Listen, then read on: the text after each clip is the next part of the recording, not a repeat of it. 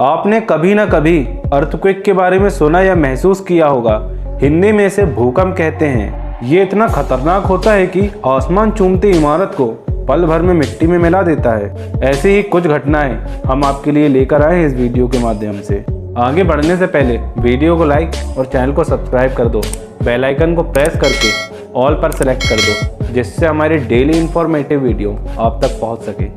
25 अप्रैल 2015 में नेपाल के काठमांडू में आया भूकंप। इस भूकंप में 8,964 लोग मारे गए और 21,952 लोग घायल हुए। भूकंप पूरे नेपाल में महसूस किया गया था। ये भूकंप बांग्लादेश, तिब्बत, भूटान और भारत के गंगा नदी के पास महसूस किया गया था। लोग अपनी जान बचाने के लिए रोड के बीचों बीच आकर खड़े हो गए थे। जिनके घर भूकंप से टूट गए वो लोग खुली जगह में रहने के लिए मजबूर हो गए। साथ ही जिनके घर सही सलामत थे वो भी डर के मारे यहीं आ गए।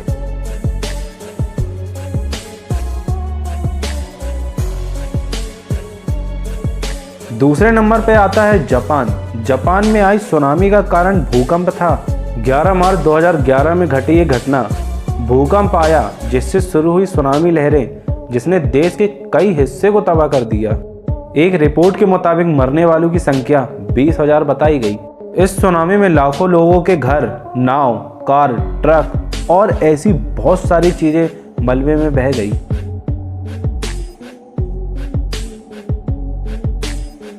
अब बात करते हैं हम अपने भारत की।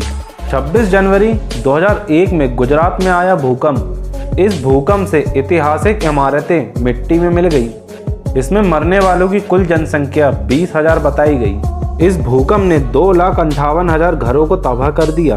भूकंप के 4 महीने बाद गुजरात के लोगों ने ज्ञापन सौंपा, जिसमें शहरी और ग्रामीण निर्माण के लिए प्रस्ताव रखा, जिससे सरकार को $1.77 बिलियन का खर्च आया था।